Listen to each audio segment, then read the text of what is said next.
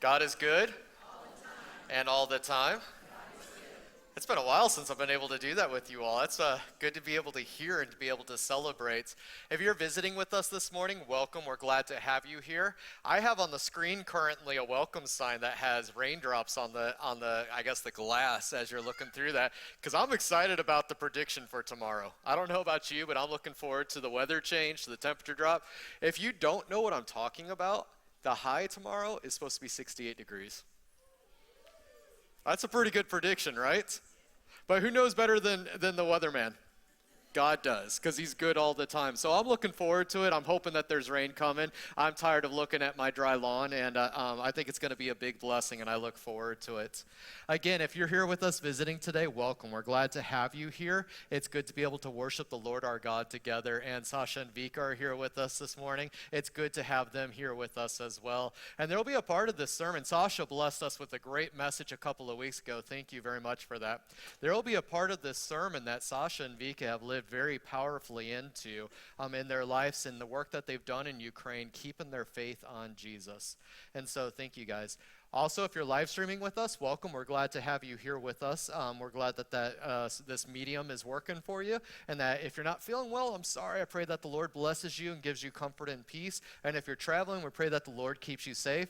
And if you're just staying home in your PJs because school was hard this week, have faith, brother and sister. And so it'll be all right. It'll get better. So this year we've been looking at a theme of faith, hope, and love, and talking about this truth of what it means to to have the full virtues of what it means to follow Jesus and have it affect our lives. And for the last couple of months, we've been looking at the heroes of faith in Hebrews chapter 11. And this morning, we get to talk about one of my favorite heroes of faith, and her name is Rahab, and we'll talk about her in just a moment. But I need to begin this way so that you understand Rahab's story, you understand who Rahab is. There are times in all of our lives where our hearts melt because of fear. All of us have it, and all of us experience it very differently.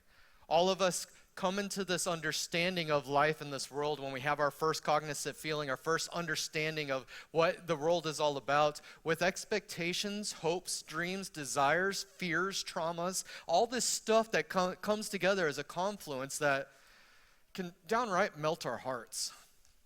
I don't know, maybe the first one that you ever experienced is the first day of school, and the fear of going to a new school, if you're going to have friends, if the teacher was going to be good, if the teacher was going to be mean, how it was going to look like, if you're going to be able to understand the things that you're being taught, if you're going to get good grades, and all this stuff would raise anxiety, fears, and worries and concerns that would just weigh on us.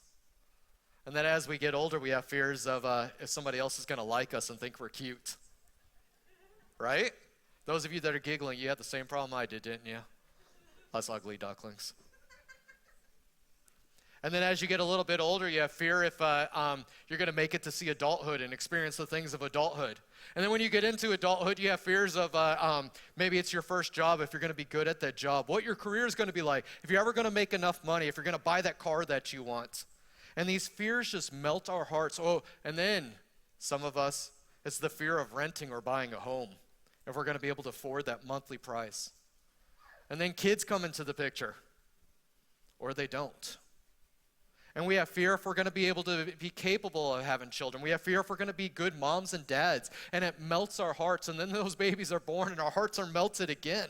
And we have fear of if they're going to be healthy, if they're going to survive. We have fear if they're going to be okay. We have fear if we're going to be able to provide. By the way, those of you who aren't parents yet, you'll never have enough money. And the fears just pile up and pile up and pile up. And we have these situations in our lives, and praise God, they're few and far between. But we just have these times in our lives where our hearts melt, and we can never predict them coming. Sometimes it's a fear of just if you're capable, and something comes up and you just have a breakdown because you don't feel like you're going to be enough.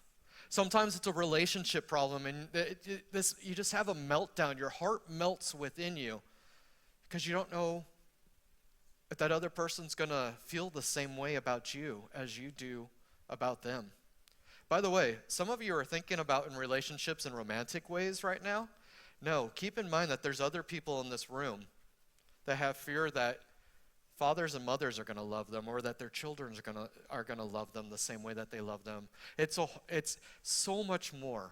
And the problem with our hearts melting is all of us have individual perspective and individual problems, traumas, and fears that shape our lives, that show us who we are, that hit us at different times that we aren't even expecting. That it's something we got to talk about as we have faith. It's something we have to deal with. So if you have before we get there, I want to share this. Joshua is an amazing book about dealing with fears. I really encourage you to read the book of Joshua. It is a historical review or a historical writing from Joshua about what the Israelites experienced when they went into the promised land, when they went to begin to experience what God had promised for them, and if they were going to be good enough to be able to live in God's covenant and to be able to keep up with the things that God has for them. And as God leads Joshua to be the leader of the people, well, Moses did the same thing.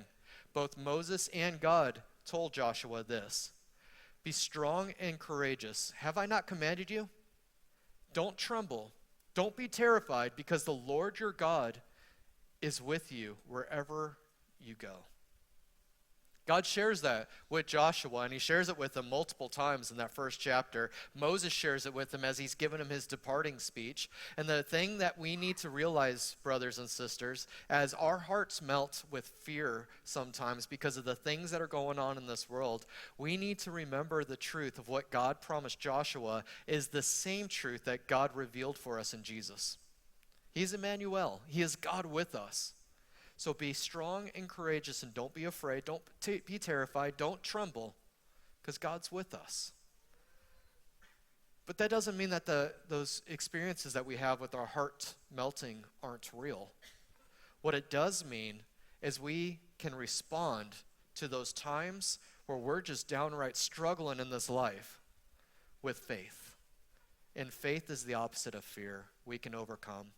If you have your Bibles, turn to Joshua chapter 2. And I'm going to get out from behind this pulpit because it feels weird. I tried. Joshua chapter 2. A lot of people think when we talk about the story of Rahab that the story of Rahab is all about Jericho's walls falling and getting into there. And that's true. I mean, that's where Rahab's story comes to its, well, I almost said a falsity. Its ultimate conclusion. But the real truth of that is that's not the last part of the story of Rahab, and we'll talk about that. But in Joshua chapter 2, we're introduced to Rahab, and we begin the story by understanding who she is, what her life is all about, and then getting into the truth that, let's read the Bible. Let's let the Bible tell us what's going on here. Joshua chapter 2, verse 1. And Joshua, the son of Nun.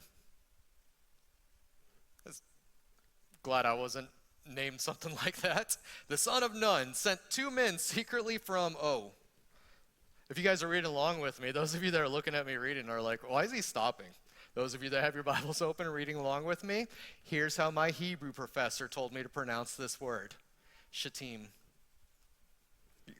Really? No laughs at that one? They left secretly from Shittim as spies, saying, go view the land, especially Jericho, because they hadn't crossed the Jordan River yet. And he was sending them ahead in advance, just like he and Caleb and the 10 other spies had been sent in advance to go to the promised land. And so he's sending them specifically to Jericho to go over there. And they went and came into the house of a prostitute whose name was Rahab, and so they lodged there. What a weird place for God's people to end up at, right? At the house of a prostitute? The thing you need to know about the ancient world is this. Most cities, not God's kingdom, but not the Jewish people, the rest of the people in most cities, when you came into a town, the hotel was owned by a prostitute. It was just easier. The person that was already doing that work, doing that job, was already there at the place where that was. And so whenever new people came into a town and somebody said, hey, who are you? And they're like, hey, we're new, we're spies, and we're coming to check you guys out. They would go and say, well, you should go stay up over here. You should stay in this place. And usually when families were traveling together, they'd be put in rooms that were appropriate rooms for that. But 2 men traveling alone come into the city, And the people say, hey, go and stay at the hotel over here, at the motel, at this place that's over here. And Rahab is taking care of it, and she's well known for a specific thing that she does. And you have to imagine and look at it from the eyes of Rahab as two people are coming in. Rahab has a life of trauma, has a life of hurt, has a life of fears, has a life of concerns. She has a life where things haven't been going specifically right for her, but she's making a lot of money because of it. And so the city has been looking at her as something other than everybody else. The people all have thought about her a bit differently, and she's either been treated poorly or been treated, well, I guess it would still be poorly, wouldn't it? With a lot of affection, a lot of people looking at her, and for the wrong reasons. And this is the woman that the two spies coming into Jericho to spy out everything that's going on end up coming to, because it's the place to stay. It's the hotel. It's where there's rooms that are available. So they show up in Jericho, and they come to Rahab's house. Now remember, what have we read so far that their whole purpose for being there was? It was to be spies. It was to get secrets. It was to find out information about who these people were, what their city was like, how to be able to attack it and to be able to destroy it, where their weaknesses are, where their strengths are. They were coming in to learn and assess the situation and to figure out, in the midst of the fear, as the Israelites are about to come into the promised land where there may be giants, that if they were going to be able to. You think the Israelites on the other side of the Jordan River might be a little bit fearful at the moment, with their hearts melting? Look what happens here as we continue to read. Verse 2. And it was told to the king of Jericho, behold, men of Israel have come here tonight to search out the land. So then the king of Jericho sent to Rahab, immediately sent messengers to the place where newbies in town end up showing up, and sent to Rahab saying, bring out the men who have come to you, who entered your house, for they have come to search out all the land. But the woman had taken the two men and hidden them. And she said, true, the men came to me, but I don't know where they came or where they were from. And when they were gone, and when the gate was about to be closed at dark, the men went out, and I don't know where they went. Pursue them quickly so that you may overtake them. But she had brought them up on the roof of the house and hid them with the stalks of flax that she had laid in order on the roof. So the men pursued after them on the way to the Jordan as far as the fords, and the gate was shut as soon as the pursuers had gone out. So, Rahab's story, she's a prostitute.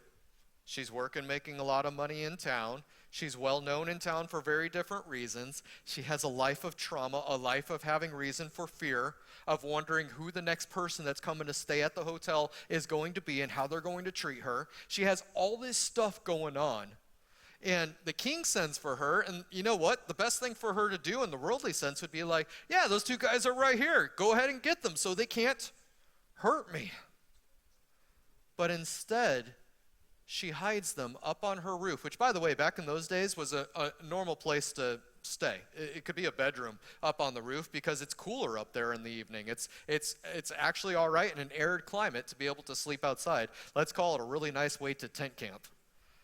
So she hides them up there on the roof underneath these sheaths of flax. And what flax is a grass-like seed thing that plants, and they're drying, and it's kind of like hay, like where they would be comfortable and they would be covered. And she hides them and says, go pursue them, send out the army, go ahead and get everybody that's part of the security forces here that are the police, and go find them. Yeah, Rahab lied. The spies came in, they told her who they were, and the king came to arrest them, and she said, go do something else. That's interesting to me. Let's keep reading. So before the men lay down, which means before they went to sleep, she came up to them on the roof and said to the men, I know the Lord has given you the land, and that the fear of you has fallen upon us, and that all the inhabitants of the land melt away before you. She lets them know the reason why she's doing what she's doing for these men, protecting them, keeping them safe, hiding them, even though it's a very incredible, awkward situation, because she's never met them before this day. She lets them know why she's been taking care of them and protecting them and been good to them, even though she wasn't good in the means of doing it. She bore false testimony. Because everybody there knows that the Lord has been with them. They've heard the stories of what happened with the Red Sea parting. They've heard the stories of what happened when the Moabites and the Midianites and all the otherites came and attacked the Israelites and tried to destroy them because of fear of them. She knows how the Egyptian army was swallowed by the Red Sea and how it changed history forever after that point. She knows about how they were in the wilderness for 40 years and survived. 2 million plus people were able to survive in an area that was barren and without, and they were taken care of. I'm sure she heard about manna, bread from heaven that came down and sustained them, and quails that would show up each and every day. I'm sure she heard about how rocks were talked to and springs came forth and springs big enough to be able to give water to 2 million plus people for days on end. I'm sure she heard the story about how the mountain of Sinai rumbled with an earthquake, and there were flashes of lightning, and there was dark clouds over it, and how Moses went up there not once but twice and brought down the words of God. She heard the stories about what happened when they were out on the edge of the wilderness as they were about to cross the Jordan, and how the Midianites took advantage of the Israelites, and then they ended up being destroyed with plague and famine, and how some of the Israelites themselves ended up suffering because of the result of that. They heard this story. She says to them, I know that the Lord has given you the land, and the fear of you has fallen upon all of us, and that all the inhabitants of the land melt away before you. What is she saying about herself and everybody else in town? We're scared. This is a huge change. This is going to change everything, and I don't know what's going to happen, and fear is wondering what's going to happen in the future and if I'm going to be okay or not. And she said, all of our hearts have been affected as a result of this. In California, growing up, I like to go to Six Flags a lot. We had a place called Six Flags Magic Mountain that was nearby, and I was able to go there, and I got season passes. I'm a bit spoiled as far as amusement parks go, and so family, I'm sorry I don't like going to Silver Dollar City all the time. I'm tired of amusement parks. I've been to them a whole lot. And in 1997, they built a new ride, and because I was going so much, I was there to be able to watch them start building this new ride. And in 97 was about the time that I started studying structural engineering and looking at things and learning about how things were built and what is safe, what is unsafe, and knowing strength of materials and that kind of stuff. We studied that kind of stuff in high school. I was a nerd. I went to a weird high school. And we looked at all that kind of stuff. And so as I'm a freshman and a sophomore, I'm watching this thing be built. It's called Superman. Anybody ever ride that ride down in Magic Mountain? Yeah, you guys know what I'm talking about. This thing is the biggest ride. It's the tallest ride that's there at Magic Mountain. This thing shoots up into the sky. All it is it looks like a ramp. It's just a railroad track ramp that goes straight up, and right at the very top, there's like this plastic Superman with his arm out, and it's just all the way up there. The way this ride works, and they have a similar one here in the Six Flags in St. Louis, is it's got this electromagnetic propulsion system. That your cars go back, you get down into the car, and it's just a normal roller coaster car, and when you get down in them, the car, you just sit down, they get all the seatbelts locked and everything, they check you to make sure that you're good, and the car kind of goes back like a gun cocking, right? You guys remember that? It kind of like settles back and goes, and while you're sitting there in the car, there's this window with this guy that's overlooking you that's like controlling everything.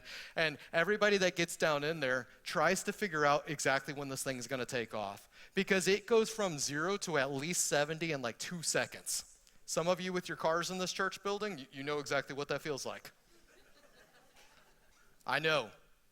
And what's amazing about this thing is it just shoots you at like over 70 miles an hour straight at this ramp that's like pointed towards the ocean direction, even though there's mountains in the way. And it just goes just straight up into the air. And it's amazingly tall. And at the top of it, it's not supported by anything. It's just like this wobbly big chunk of metal, and they painted it red up there too. I don't know why they painted it red, but it's like this wobbly chunk of metal with Superman just looking at you up there as you're rocketing and shooting up there at them. And what I've noticed every single time I've rode that ride is that my heart melts in fear every time I get on it. I love it. I would sit on this thing and look at it and go, all right, Lord, this is going to be my last day. I can't wait to see you. And I would sit down and I would put my head back and just wait, because when they put you in that and the thing finally starts get going and it like starts loading like a bullet in a gun, it does that little drop back thing and you're ready, you have no idea how long it's going to take until it takes off. Like, you just don't know. I've tried counting it. It's different every single time. And all of a sudden, it shoots off. But what I've noticed is everybody else that gets on with me, their hearts melt with fear as well. And there's a couple of different ways that people respond to this ride when they get on this ride.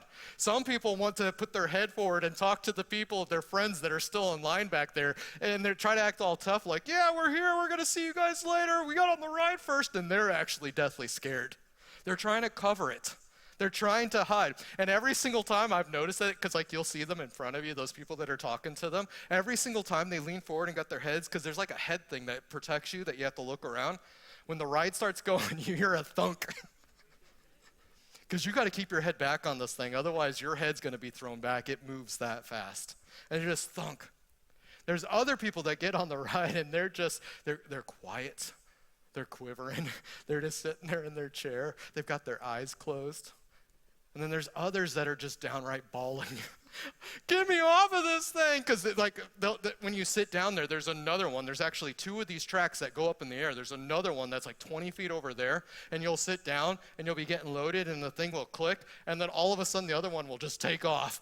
And they'll see that and they'll be like, I don't want to be here anymore. I can't handle this. This is going to kill me. I don't want to do this. And they'll be crying and bawling and want to take off. And then by that time, the next one comes back. And like you wonder if it's going to plow through the wall, if the magnets are ever going to actually stop it. And it stops and people start getting off. And they're like, still like, I want to get off of this thing. Please get me. I need to be safe. I'm scared. My heart's melting. It's going to fail. And that's about that time that it takes off. I've never seen them let a single person off of that thing. I think it's pretty cruel and unusual. And you just take off. And then the ride shoots you up there. You wonder if it's going to stop because it never feels like it's going to stop as you're climbing up into the sky. And it comes back down and it just cushions you like a soft pillow and goes, and you cushion, you get off. And I've noticed everybody that gets off, no matter how they dealt with their melting heart, had the same experience. That was awesome. That was so much fun. I've got all this adrenaline going on inside me. My endorphins are there. That fear that I had, it was an experience. But every single person that gets on that ride has a different pre-experience than they do at the end experience. Now, there's a couple people, I'll be honest, there's a couple people that'll never ever ride it again. Which, by the way, as of March 2025, the ride has been decommissioned, and you can no longer ride it any longer. Probably for good reason. But we all have these experiences of our heart melting like getting on a roller coaster because we know something that's coming is about to happen and we wonder where we're going to be in the midst of that. And we all have our different responses to it. Rahab says, you guys have been coming. We know that God is with you. We know that we're about to go on a ride. This is scary. We're all melting as a result of that. She doesn't say, hey, this is scary. I have faith. I'm good. She says, no, all of us, all the inhabitants of the land have been melting because of you, because the Lord your God is with you. Let's keep reading and see what she says. For we have, this verse 10, for we have heard how the Lord dried up the water of the Red Sea before you when you came out of Egypt, and what you did to the two kings of the Amorites, that's one of the people I forgot, when you were beyond the Jordan, to Sihon and Og, whom you devoted to destruction. And as soon as we heard it, our hearts melted. Did you catch that? As soon as we heard that, our hearts melted. We read these stories as if these people, this history, as if these people are so far distant from us that they're not connected with us and that they don't get who we are. We're in a different place. We don't need the Old Testament anymore because this is so different. And I ask you, brothers and sisters, have you ever been so afraid of something that your heart's melted? You know what I mean. You know how it felt. Where your adrenaline started pumping, where the endorphins were there, where you were wondering if you, it could even be something as simple as jumping off a cliff into water that's about 30 feet down there. That's scary. It will affect your whole physiological presence. It affects how you think at that moment. We have a brother and sister in here right now who have faced a war situation, who have been in the midst of war for a bit in Ukraine, whose family has had, not only the personal family, but their church family has had multiple instances of times of fear where shells were coming into buildings, where bombs were going off outside, where loved ones were harmed as a result of that, and our hearts melt. This isn't any different what Rahab is experiencing here to what we experience here. She understands us. She's gone through trauma. She doesn't know what each and every day is going to look like. Her lifestyle already is an issue just with that. But now the Israelites are coming, and she knows God has been with them. So she says this, "And as soon as we heard it, our hearts melted, and there was no spirit left in any man because of you. For the Lord your God, he is God in the heavens above and on the earth beneath. Now then, please."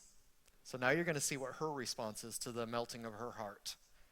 "Now then, please swear to me by the Lord that as I have dealt kindly with you, you will also deal kindly with me and my father's house, and give me a sure sign that you will save alive my father and my mother, my brothers and my sisters, and all who belong to them, and deliver our lives from death." And so the men said to her, "Our life for yours, even to death. And if you do not tell this business of ours, when the Lord gives us the land, we will deal kindly and faithfully with you." So she lets them out of her house by a rope outside of the window.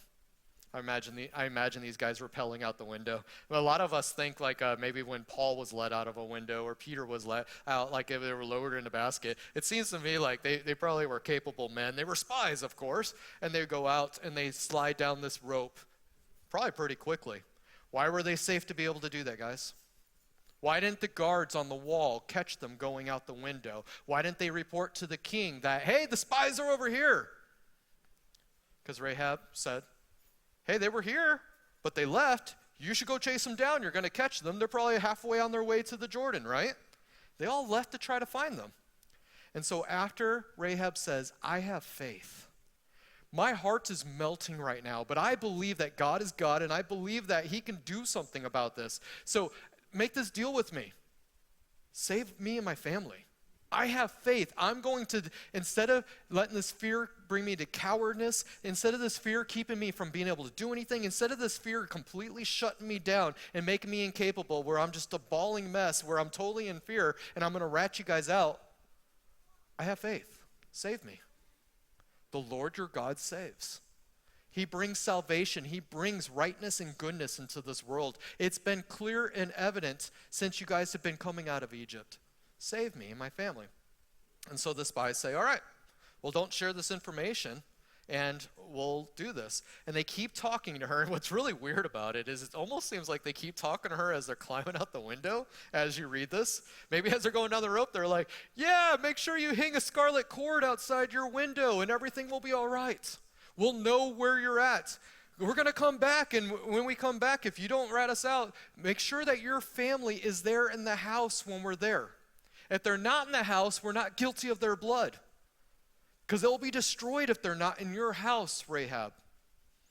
Which is interesting to me when I talk about hearts melting, because do you think her father's proud of what her career's been? Do you think her brothers? Doesn't sound like she has a sister. Do you think her brothers have a good connection with her? Do you think her mom might be broken-hearted Her heart might have melted several times in her life because of what she has been doing for work. But yet, we're going to read that she does just that. She's able to get her family there. They're able to be saved. And her faith in the midst of her heart melting, in the midst of that fear, has been tremendous because she put the fear of the Lord before her fear. And she trusted the Lord her God. And so they say, all right, when we come back, make sure the scarlet cord is outside of this window right here. Make sure it's there and it'll be okay. And then we read in verse number 24 these words. After they go into the wilderness, into the hills for 3 days, they're finally able to make it back to Joshua over the Jordan, and they report back to him. And here's what they say. Truly the Lord has given all the land into our hands, and also the inhabitants of the land melt away because of us. They repeat exactly what Rahab told them, and they believe that God is with them because of somebody who is a sinner. Somebody whose life is full of trauma and doubt and brokenness. Somebody whose life needs to be changed. Had faith in the midst of her melting heart to make that change. To trust in the change that only the Lord her God could give her. So they say, we're going to be able to do this. Now, you jump to Joshua chapter 6, which, by the way, chapters 3 through 5, you should read those. There's some really incredible, amazing stories here in the book of Joshua. One of my favorites is about how Joshua meets the commander of the Lord's army right outside of Jericho as he's about to go in there and is encouraged about what he's about to do. But in Joshua chapter 6, we read about what the spies came to plan and to be able to do, which, interestingly enough, God tells Joshua exactly how to do this. And here's what it is. For 7 days, you're to get 7 priests with a horn each that are going to, some of them will carry the Ark of the Covenant, and you're going to put the fighting men before them, and they're going to walk around the city once for the first 6 days. Each day, they're going to go around the city once. And you're not supposed to do anything. Just walk around the city. You're not supposed to make any loud cries, not supposed to blow the trumpets, anything. Just walk around the city. And on the 7th day, I want you to march around the city 7 times. And on the 7th time, you're all to blow the trumpets and shout out that the Lord our God is God. To declare the truth that there is a God and that he is good. And so the Israelites do that. They start marching around the city. And on the first day, I bet you those guys that were fooled by Rahab were probably still pretty frustrated with Rahab. I wonder what they might have done to her in the interim, in those days in between, maybe the 3, however many days it was, before the Israelites finally come up. Because they realized that the spies didn't go that direction because they were never able to catch them. I wonder if they did something to her. So the Israelites go around the city once, and those guards are probably like, hey guys, come over here a little bit closer. Our arrows can't reach you from where we're at. And we've got some spears out here. If you guys want to play, just come on up. We'll throw some spears down at you guys. Get a little bit closer. Because they were fearful. Some of them were probably quaking in their boots and not able to say anything. Others were probably trying to talk to their friends and going, these guys, can they really defeat us? Even though we already know from Rahab that their hearts already melted for fear because they know what the Lord their God, the Israelites' God, had done. And so they probably, just like us getting on roller coasters, how we try to handle our melting hearts as our fear is hitting, by doing many different things. We all do something different. They were probably doing the same thing. But nothing happened that day. The Israelites just went back to their camp. So the next day comes and they march around, and I'm sure the guys on the wall, some of them started getting a little bit bolder, started ridiculing them a bit more, making fun of them while they're out there, saying, you Israelites, you guys dress funny. And they would keep going around and saying different things to try to build themselves up and make them feel a little bit better as their hearts were melting. And the 3rd day comes, and the Israelites come back around, and by then they're probably getting bored of it, going, what is this? Why do these guys keep marching around us? What are they even doing? I'm not scared of them. 4th day, there's the Israelites again. Oh boy. 5th day, it's about time for the Israelites. Oh look, there they are. Oh well. 6th day, come marching around. They probably don't even say anything about it anymore because they've been living it for 6 days now. It's all the same thing. By the way, you've ever been on a roller coaster 6 times in a row? And I got to do it several times in California because in the evening at Six Flags, most people would be gone. And when you're 14, brothers and sisters, don't do this. I'm renting myself out. Those metal bars that they try to keep you in lines with are really easy to jump over. And we just go one after another and after another. We wouldn't walk all the way around from the exit to the entrance again. We would just get on and hop the fence. Now, we weren't cutting in line except for the people that were walking, but we would get there and ride it one after another after another. Guess what the ride is like on the 5th and 6th time? Oh, I just did this. And by the way, we're pretty dizzy by that time. And just like, it's nothing. And we'd keep going. Their hearts melted at one time for news of what God has done. And by now, it's just another day. I'm not going to change. I'm not going to respond. I'm not going to do anything. But on the 7th day, something changed. First time they go around, they probably didn't even notice them. They probably heard the marching that was going around the city and went, man, I wish they would just keep a little bit of rhythm. They're messing with my style here. But they kept going. And they started waking up, those that were taking nap, going, hey, something's different here. They go around a 3rd time, and now they're starting to go, hey, Israelites, what are you doing? 4th time, hey, why don't you guys get closer? We'll start shooting our arrows at you. 5th time, they're starting to really get scared. And they start doing things that that they haven't been doing. They don't look like professional army anymore. 6th time, they come back around, and they're starting to walk back and forth, starting to be jittered. And the 7th time, as they're walking around, they're probably going to the king and saying, King, something's up. We're about to get destroyed. Something is going on. I don't know what's going on, but something is going on. And the priests pull up their trumpets, and everybody starts shouting, and the walls of Jericho come tumbling down. By the way, we have archaeological evidence that this happened. But yet, for one part of the wall, Rahab had faith. When her heart melted, she decided to trust in the Lord and to ask for salvation from the Lord. And what we find out at the end of Joshua chapter 6 is that she was able to get her father, her mother, her brothers, and all of her father's household to come into her house, to the place that the Bible doesn't tell us, but I still wonder if they had a good connection before this time. She probably spent that whole entire time rebuilding relationship, that whole entire time rebuilding the brokenness that have happened in her family as she took on the career that she was taking on. It could have been that her dad put her in that career and having to heal that bond as well. Whatever was happening, there's brokenness as a result of who she is.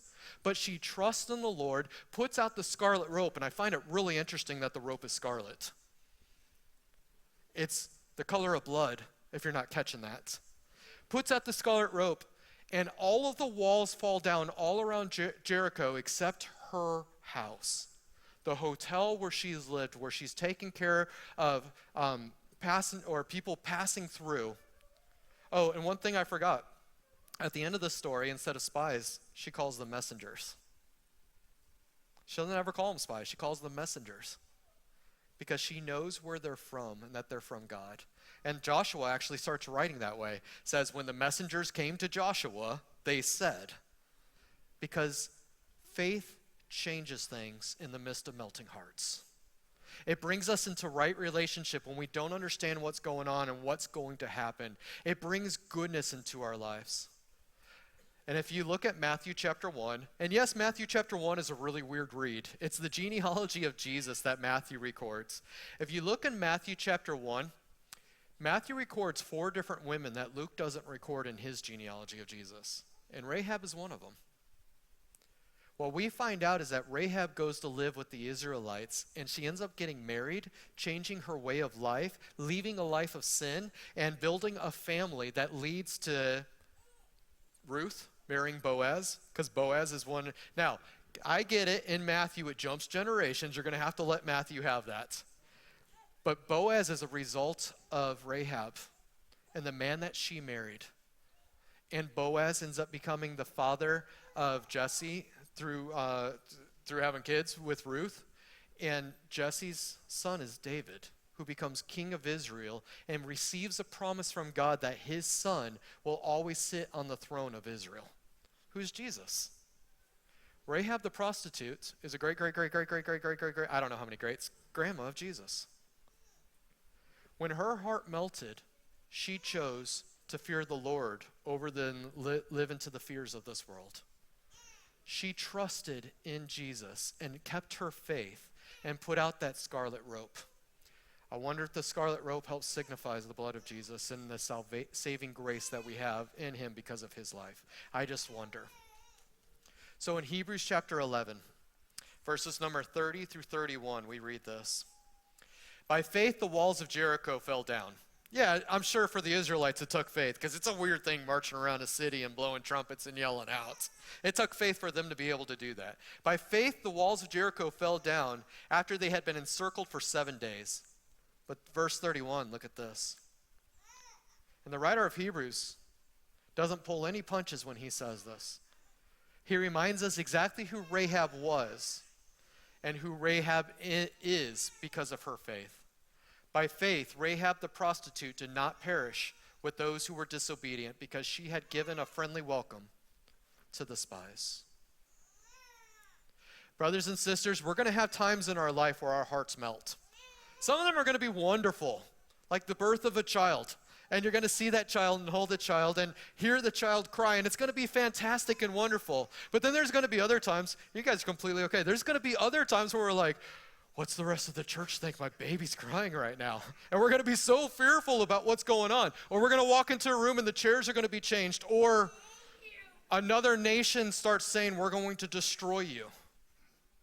As is in the case with Ukraine and Russia. There's going to be so many different things and so many different times. And I pray that they're minimal. I pray that they're so small that you never ever really have to think about this. But there are going to be times where your heart's going to melt because of fear. Are you going to be strong and courageous and not be terrified, not be frightened, not be afraid because you know that the Lord your God is with you and trust in him like Rahab did, even though she wasn't sure God could be with her, I bet? Or are you going to let that fear shape your life and make you so timid and broken that you're going to do weird things like people who get on a roller coaster that are terrified and not live into the experience really well until after the experience is over, and then you fake it and say, that's wonderful? Brothers and sisters in Jesus, we're called to truly live and to have life and to have it abundantly. We're called to live without fear. We are called to live trusting in the Lord, knowing that he is a good Father who provides everything that we need when we ask. When we ask for bread, he doesn't give us a rock. When we ask for a fish, he doesn't give us a snake. When we ask for salvation, he gave us his one and only Son. It takes courage to live that way. It really does. Because there are things that go wrong. The first week of school can be incredibly hard for teachers and students alike, and administrators even more, right? The first couple of weeks at a job can be really hard. Or you know what? What's even harder is when you start getting word that the boss is upset and that the boss is going to want to see you soon. And our hearts start to melt because we wonder if it's going to be okay for our family. We're going to be able to make money to be able to do that. Or what about when there's a relationship that fails, that breaks because of many different reasons? It could be between husband and wife, between children and parents. It could be between brothers and sisters. It can be between friends. There's so many different ways that our hearts melt as we go through this world. And what we find in the story of Rahab is this. The melting of our hearts is not the end of us. It's a place to be able to say, Lord, I need you. I trust you. I want to be with you. So don't hold back in that. When you're wondering if you're going to be able to have children, when you're wondering what your grandkids are going to go through, when you say things like, oh, kids these days, I feel bad for them. Trust in the Lord. Keep your eyes on him because he sent his one and only Son to give you life and to give it to you abundantly, to help you walk through those dark times because he is the light of the world. By faith, somebody that had a broken lifestyle because she was a prostitute was saved. Our sins, the things that we fear most from telling other people, those deepest and darkest fears that we have, aren't enough to separate us from the love of God. By faith, give it to God and trust in him and follow his Son. If you need prayer for anything, or if you're ready to follow Jesus by faith, with courage and conviction that he alone is God, that he's God's one and only Son, and that the Father sent him to give us his Spirit, that we may be able to live by faith and have it be strong and courageous, come forward and follow him in baptism. Follow him by faith, trusting that he gives us life and gives it to us abundantly and eternally. By faith, we're able to not worry and be fearful of death any longer, because Jesus has conquered it once and for all. I pray the Lord bless you and keep you. I pray the Lord make his face to shine upon you and be gracious to you. And I pray the Lord turn his face to you and give you his peace. Let us stand and sing.